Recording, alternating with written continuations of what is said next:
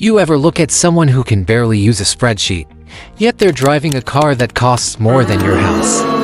It doesn't make sense, right? We're told from day one that the smartest people win, that the straightest students get the best lives. But if that were true, every physics professor would be a billionaire, and your high school valedictorian wouldn't he be stuck in a cubicle waiting for a 3% raise? There's a specific, almost frustrating reason why people who aren't the smartest in the room often end up with the most money in the bank. And it's not luck. It is actually a psychological glitch that happens when you're way too smart for your own good. Think about your friend who is a genius.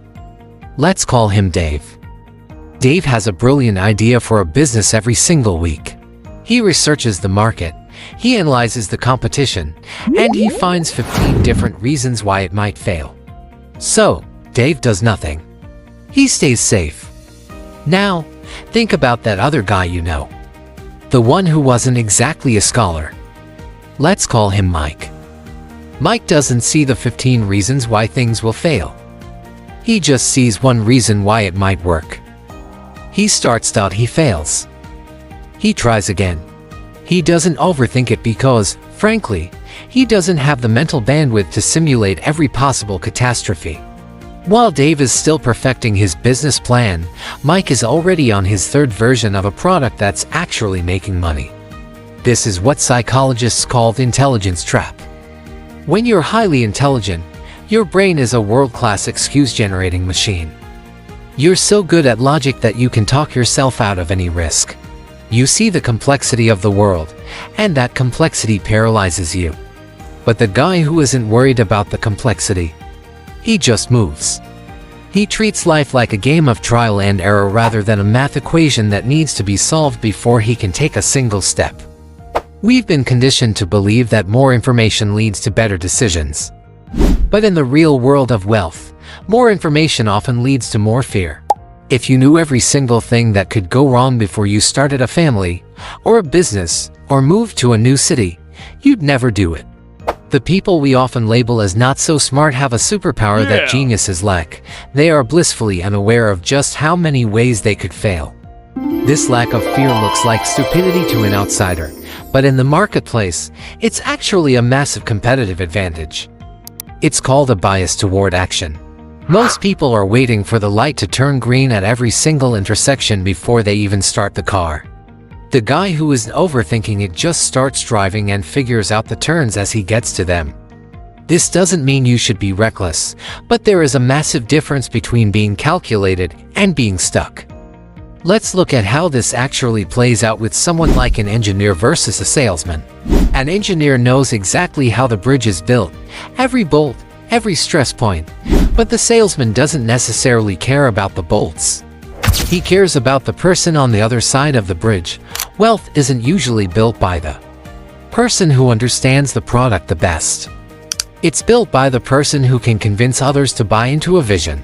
And convincing people requires a level of emotional simplicity that high IQ individuals often struggle with because they want to explain the mechanics instead of the feeling. Think about the last time you had a big idea.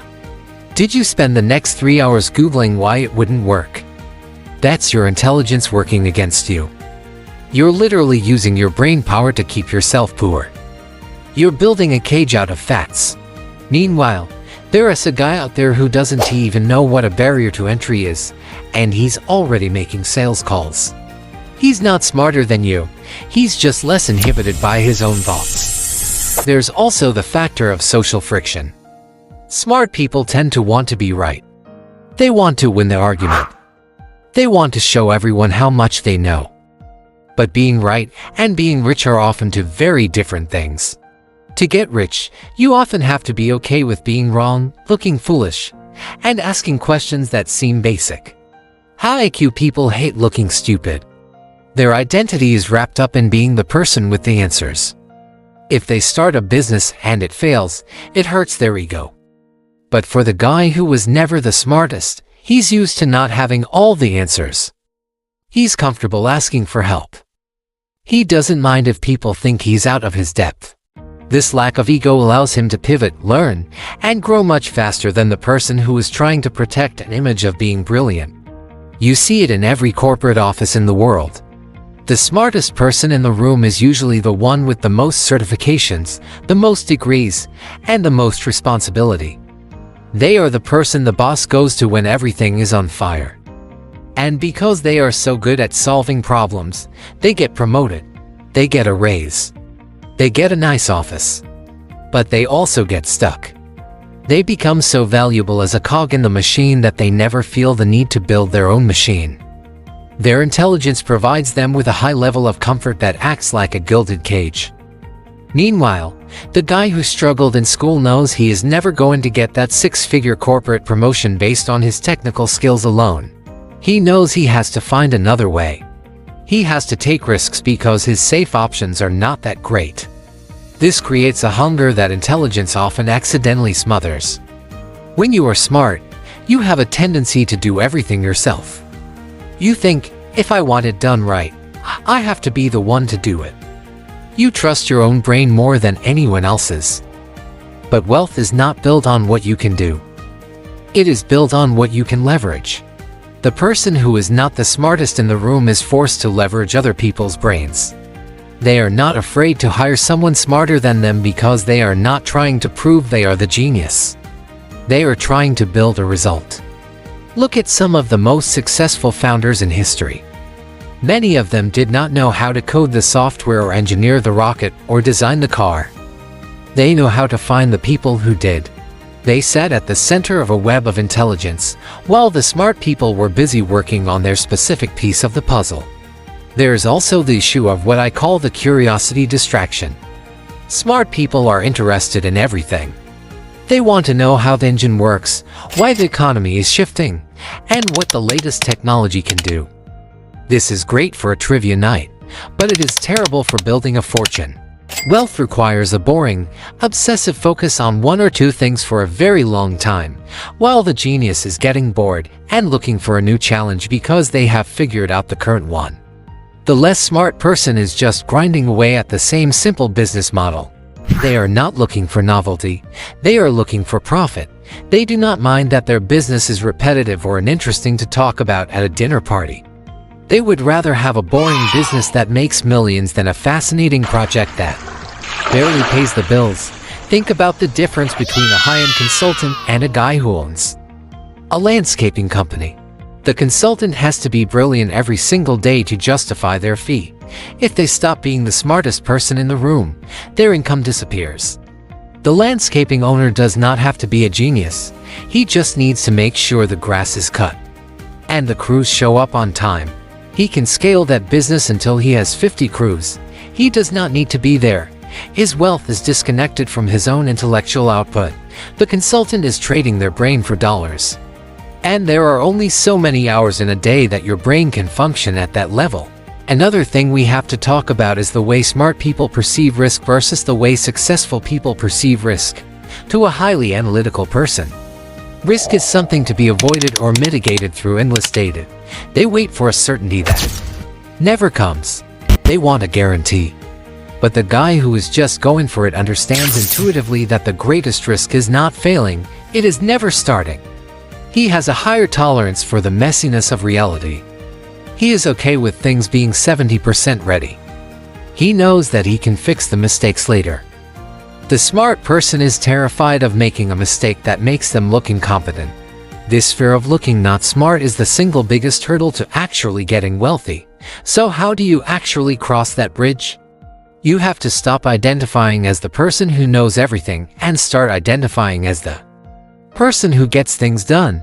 It is a subtle shift, but it changes everything. If you want to move from being a smart worker to a wealthy builder, you have to embrace the beauty of a simple system.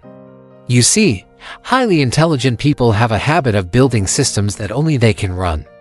They create these intricate, complex processes that require a high IQ just to understand the manual. But that isn't a business. That's just a very difficult job you created for yourself.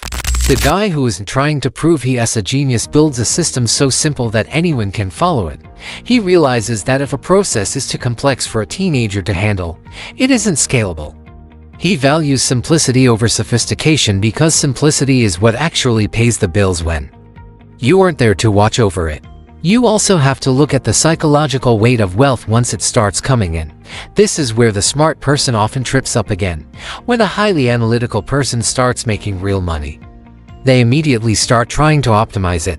They look for the most complex tax strategies, the most advanced investment hedges, and the most cutting-edge portfolios. They make it so complicated that they end up stressed out by the very money that was supposed to give them freedom. On the other hand, the guy who isn't trying to be the smartest person in the room keeps his money management just as simple as his business. He buys assets he understands. He stays out of debt. He doesn't try to beat the market with some secret formula he read about in a white paper. He understands that wealth is a behavioral game, not a math game. You don't need a PhD in finance to stay rich. You just need the discipline to not spend more than you make and the patience to let your simple investments grow.